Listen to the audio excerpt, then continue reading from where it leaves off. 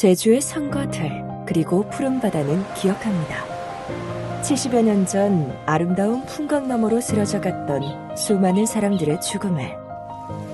그러나 생사조차 확인할 길 없는 4.3 희생자들은 아직 가족품으로 돌아오지 못하고 있습니다. 제주특별자치도와 제주 4.3 평화재단은 4.3 희생자와 유족들의 한을 풀 수 있도록 4.3 행방불명 희생자 신원 확인을 위한 유가족 체험을 실시하고 있습니다. 도민 여러분의 많은 관심 부탁드립니다.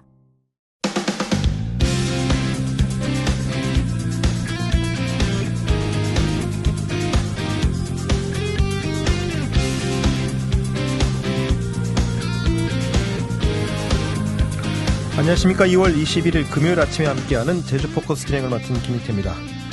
제주를 제주답게 만드는 힘은 어디에서 나오는 걸까요? 제주를 바라보는 특별한 시선에서 그 답을 찾아볼 수는 없을까 해서 제주포커스는 인물탐구 제주 시선이라는 새로운 코너를 마련했습니다. 앞으로 틈틈이 여러분과 만나볼 수 있도록 준비하겠습니다. 제주는 아름다운 자연경관과 독특한 문화로 많은 사람들에게 사랑받는 곳이지만 제주에서 생산하는 유명 제품이나 제주 관련 컨텐츠는 상대적으로 많지 않습니다. 이런 현실에서 대중적이고 탄탄한 마니아층을 형성한 콘텐츠 회사가 있습니다. 제주의 다양한 이야기를 담은 출판물 매거진을 제작하고 사라졌던 제주 니트 브랜드 한림수직을 재생해 지역의 전통적 가치를 현대적으로 재해석하는 프로젝트를 진행하고 있는데요. 제주 로컬 콘텐츠의 매력을 발굴하고 알리는 콘텐츠 그룹 제주상의 고선영 대표와 함께 고 대표가 느끼는 제주의 매력은 무엇인지 이야기 나눠보겠습니다.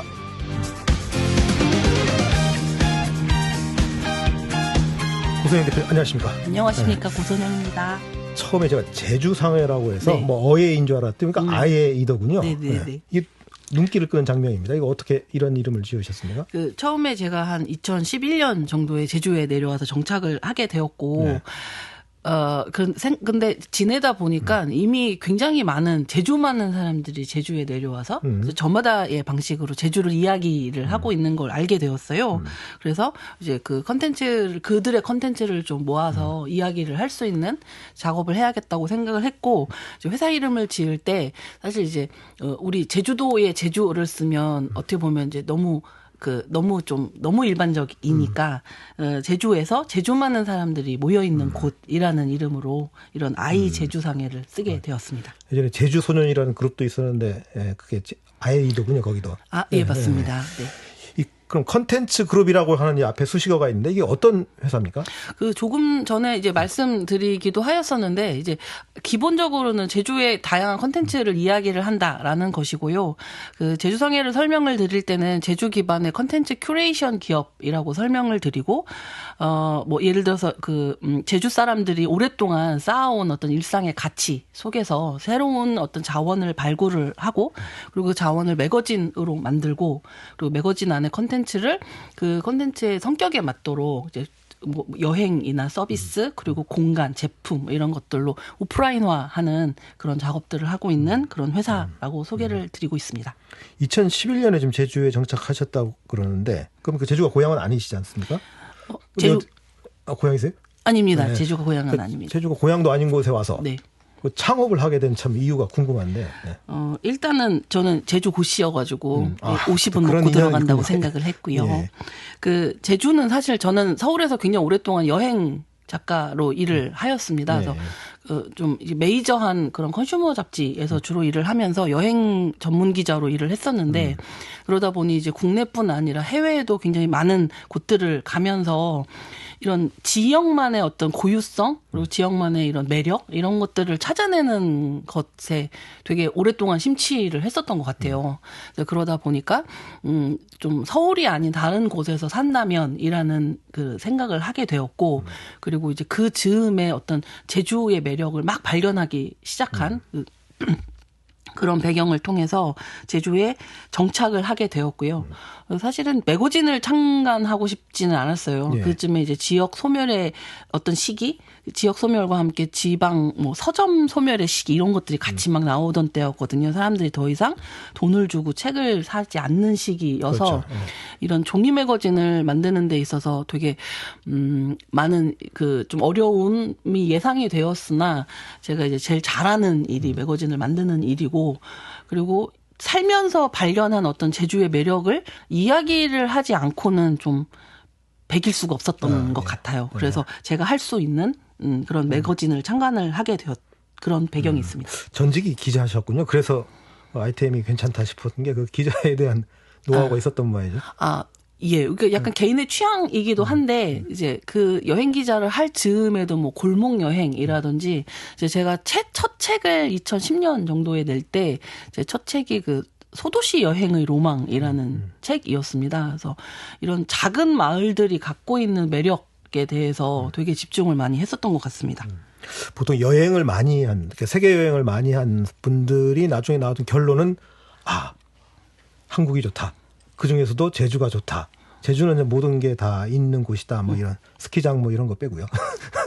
모든 게 있는 곳이다라 뭐 이런 얘기를 하는 분들이 많은데 그럼에도 보통 우리가 어쨌든 그 많은 젊은 분들이 화려한 도시에 주목하고 뭐 뉴욕이라든지 런던이라든지 파리 같은 뭐 그런데 어떻게 또 우리 고 대표님은 이런 지역에다가 주목을 하셨는지 뭐 개인적 계기가 있었던 겁니까? 어떤 왜 그런 로컬에 끌리셨는지 궁금하거든요.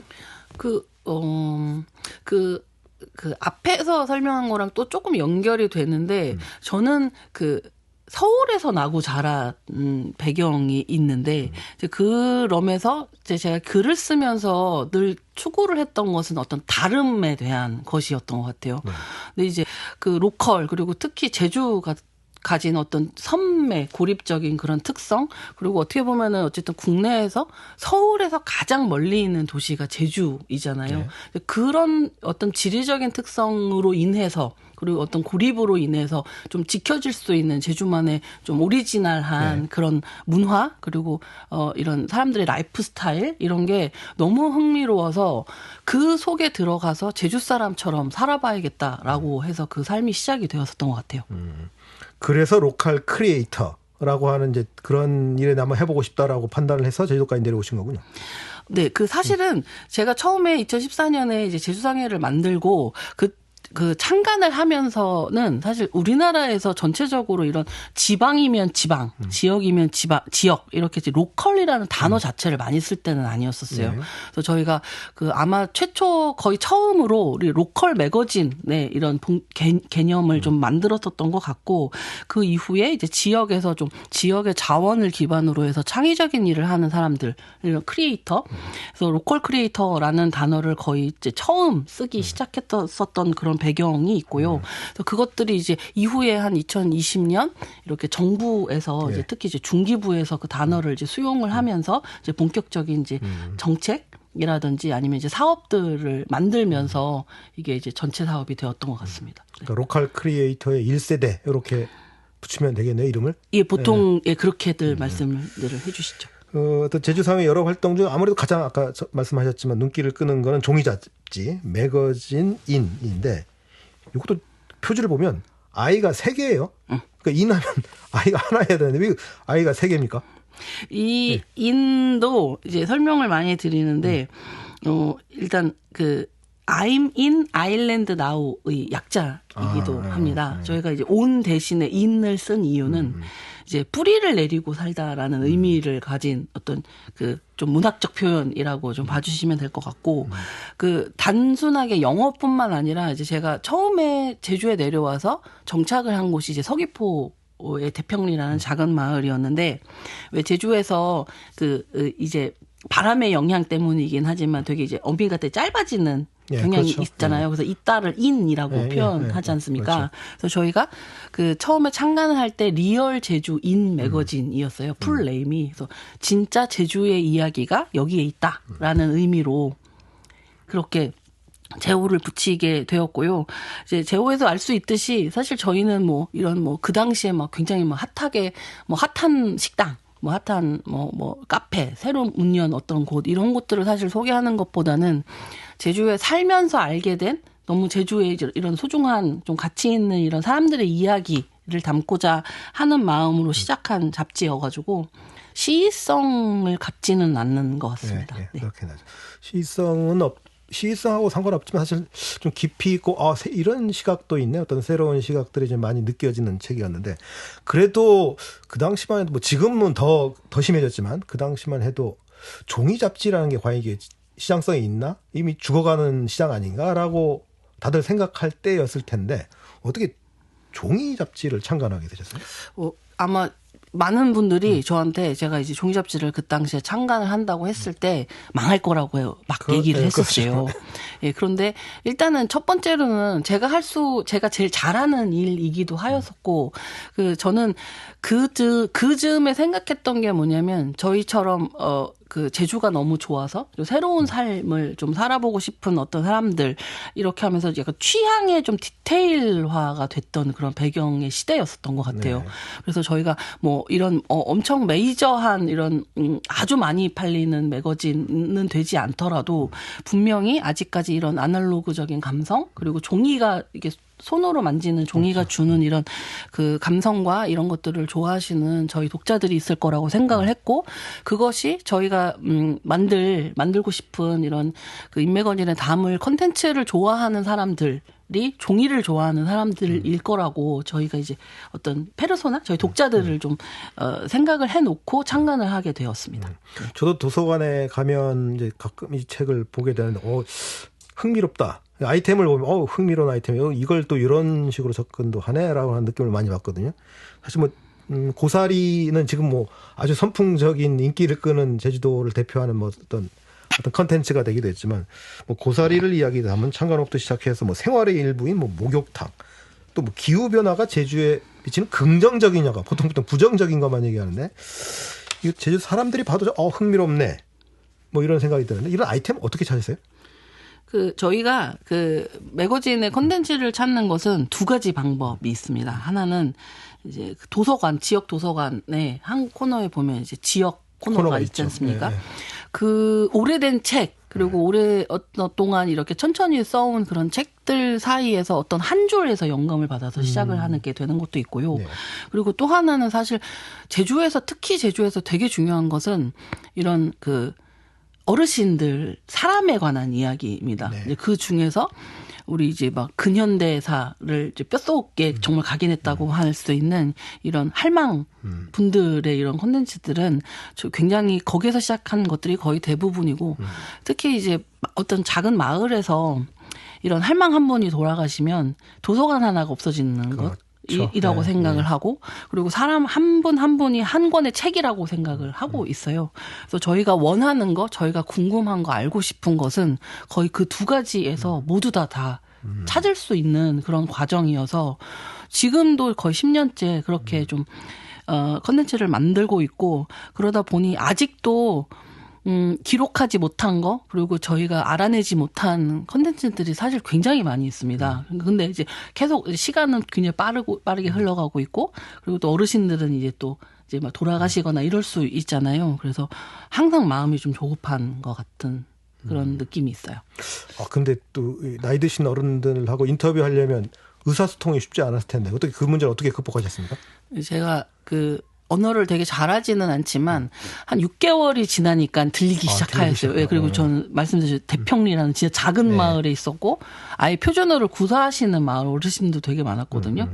그 환경에 놓이니까 한 6개월이 지나니까 제가 대략은 알아듣게 되었고 한 2년 3년 이렇게 지나니까 거의 대부분 알겠더라고요. 본인도 얘기할 수도 있고. 저는 그냥 스피킹도 되고요. 단어를 쓰는 편이고 이렇게 자연스러운 억양은 아직 안 되더라고요. 근데 보니까 지난해부터 그 컨셉을 확 바꾸신 것 같은데 근데 발행 횟수도 이제 4번에서 2번으로 줄이고 디자인도 바꾸고 뭐 이유가 있을까요? 저희가 이제 10주년을 맞았습니다. 작년에 봄호가 이제 11주년을 시작하는 호였었고, 10년 동안 이제 저희가 계절호로 운영을 하다 보니까 이제 주로 이제 계절에 관한 이야기로 항상 그 특집을 시작을 하거나 이런 일이 많았었는데, 이제 10년이 지나니까 조금 더 새로운 모습을 보여드려야겠다고 생각을 하였고, 그리고 저희가 할 수 있는 일, 그러니까 지역을 더욱 그 디깅하는 일에 조금 더 그것이 저희가 해야 하는 일이라는 생각이 들어서 이제 그 책의 볼륨을 2배로 늘리고 그리고 주기를 조금 더 늘려서 예, 저희가 거의 뭐 연구 보고서를 하나 쓰는 느낌으로 그렇게 책을 내고 있고요. 그리고 이 1년에 2번 한글판은 2번이 나오고 그리고 이제 올해 이제 곧 나올 건데 저희가 완전 영문판을 제작을 하여서 이제 제주의 이야기를 해외에 그러니까 해외 외국 사람들에게도 충분히 저는 할 수 있다는 생각이 들었어요. 그래서 지금 계획은 저희가 한 6개국 정도의 그 13개의 어떤 유통이나 이제 그 서점 이런 곳들의 인매거진 영문판이 지금 유통이 될 그럴 계획이 있습니다. 홈페이지를 들어가 봤더니 책은 판매용으로만 그 표지하고 간단한 내용만 설명이 있지 그 컨텐츠는 공개하지 않으셨더라고요. 네. 근데 이게 보면 어쨌든 책으로 누군가는 볼 테고 이런 컨텐츠의 어떤 복제 문제라 그럴까? 막 다른 사람들이 이거 제주상회에서 취재한 내용인지도 밝히지 않은 상태에서 마치 자기네 컨텐츠인 것처럼 쓰는 경우도 있었을 것 같은데 그런 경우 어떻게 대처하십니까?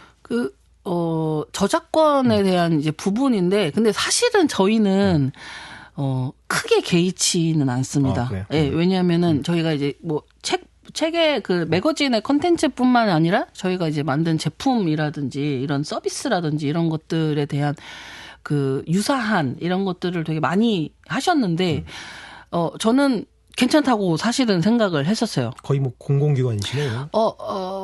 그렇다기보다도, 그러니까 일단 기본적으로, 그러면 우리께 되게 좋아 보이는 거구나. 이런 생각을 하면서, 그러니까 그 다음으로 이제 기업은 저는 이제, 저희도 이제 기업이잖아요. 영리 기업인데, 기업은 다음으로 나가야 한다고 이제 그런 의무가 있다고 생각을 하는데, 누군가가 이런 걸 비슷하게 한다라고 하면은, 어느 정도의 시장성을 인정을 받았다. 그럼 우린 그 다음에 무엇을 해야지? 라고 하면서 나갔던 그런 대부분의 일이 있고, 그리고 매거진 콘텐츠는 저는 사실은 공공재라고 생각을 해요. 저희가 사실은 매거진 콘텐츠 역시 창작의 산물은 아니지 않습니까? 누군가의 이야기라든지 아니면 이제 어떤 그 콘텐츠 취재 파트너가 항상 있기 때문에 모두가 같이 쓰는 콘텐츠 더 널리 알려질 수 있는 방법이 있으면 괜찮다고 생각을 하였습니다. 그렇다고 이 방송 들으시는 분 그냥 베끼시면 안 됩니다. 저작권 문제는 법적인 문제가 있으니까요. 근데 아까 영리기업이라고 말씀하셨는데 사실 상업 잡지 중에 광고 팀이 없는 경우는 없는데 광고 팀이 없다면서요? 네, 저희는 아예 없었고. 근데 거의 잡지에서 사실 광고가 큰 수입원일 텐데 어떻게 이런 부분을 빼고?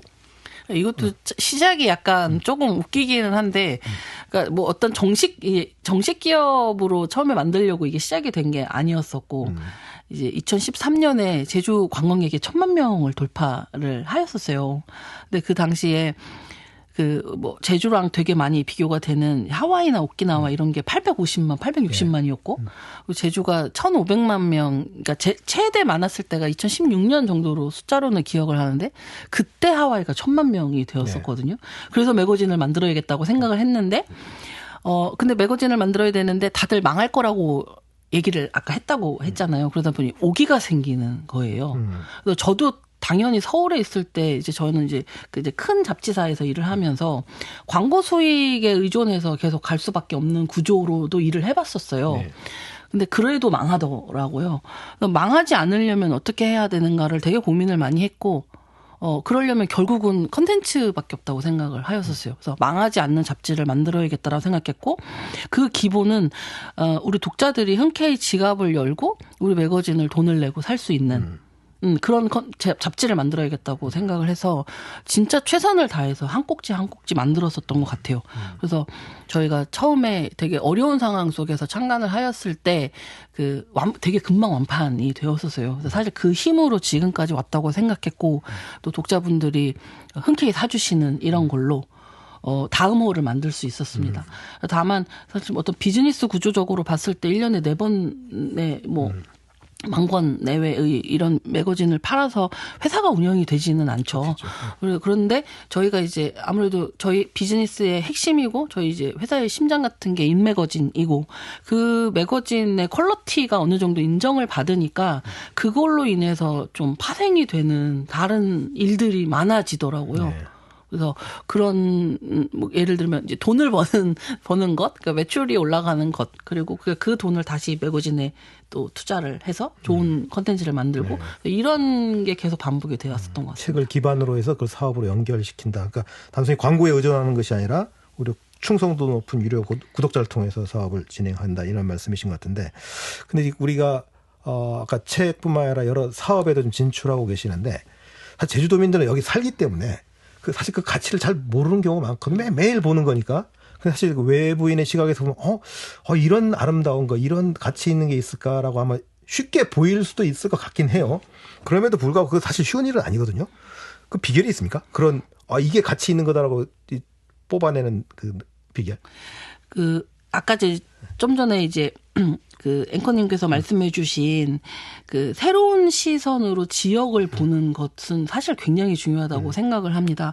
그러니까 우리가 흔히 좀 지역을 재미있게 만드는 사람들이 누구인가라고 했을 때 이제 괴짜, 청년, 이방인 이런 이야기들을 사실은 되게 많이 해요. 네. 그러니까 말씀하셨다시피 항상 그 속에서 살고 있는 분들은 그 매일 그곳에 놓여진 것들의 어떤 그 가치라고 할까? 이런 것들을 사실 잘 못 느끼실 수 있거든요. 근데 저희 같이 이 지역에 대한 애정을 기반으로 해서 한 걸음 좀 떨어진 상태에서 새로운 눈으로 어떤 것을 보았을 때 발견할 수 있는 가치, 그리고 그것들을 좀 잘 만들어서 콘텐츠로 잘 만들어서 그리고 더 넓게 좀 전달하고 그리고 어나운스하는 이런 일들을 하는 사람들이 지금 시대에 굉장히 중요하다, 더 점점 더 중요하다고 좀 생각이 되고요. 그리고 어떤 새로운 것을 발견하는 것 이런 것들은 결국은 지역에 대한 관심인 것 같아요.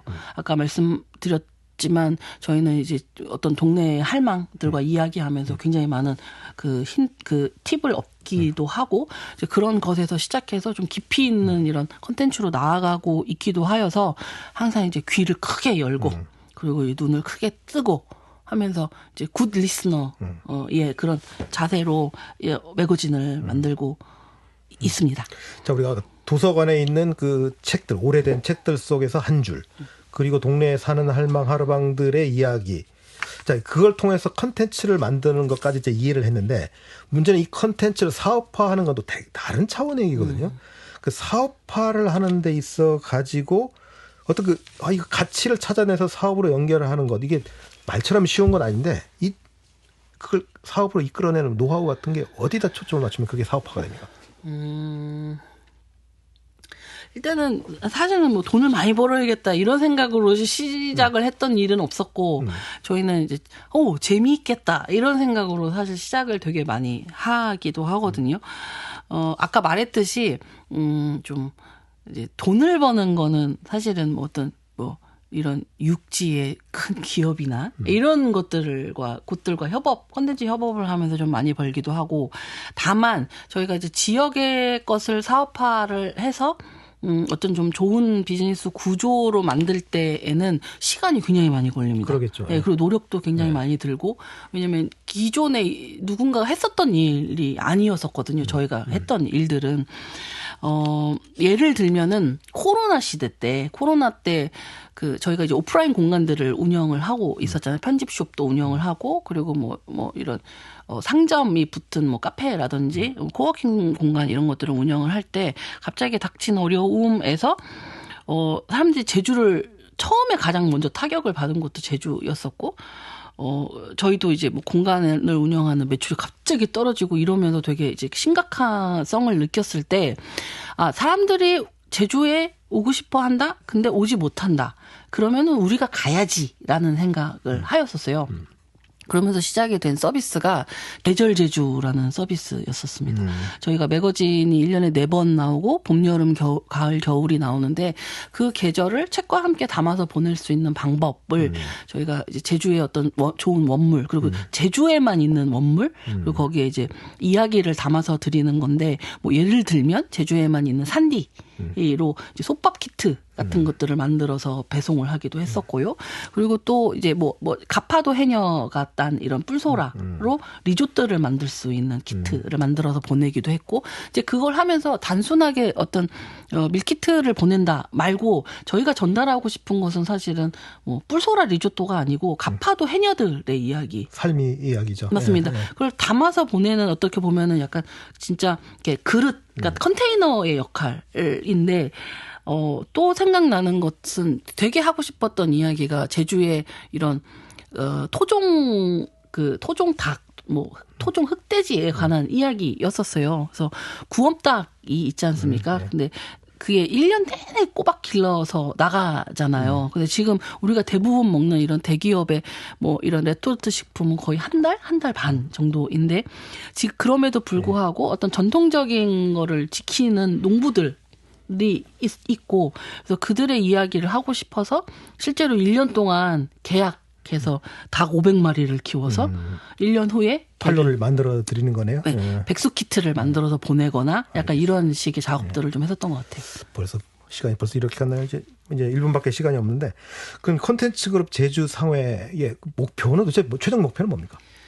이 회사가 가진 제일 큰 그러니까 대목표라고 저희가 처음에 창업했을 때 설정해 놓은 것은 살고 싶은 동네, 재미있는 동네를 만드는 것이고 그 안에서 저희 제주상회가 할 수 있는 일, 콘텐츠적으로 할 수 있는 일, 또 회사가 또 지속 가능한 비즈니스를 하면서도 그리고 이 지역을 많은 사람들이 더 사랑하고 그리고 오고 싶고 살고 싶게 만드는 그런 일을 저희의 목표로 좀 삼고 있습니다. 알겠습니다. 오늘 말씀 잘 들었습니다. 고맙습니다. 감사합니다. 지금까지 특집으로 꾸며본 인물탐구 제주시선 컨텐츠그룹 제주상회 고선영 대표였습니다. 제주 포커스에서 마련한 소식 여기까지입니다. 다음 주 월요일에 뵙겠습니다. 안녕히 계십시오.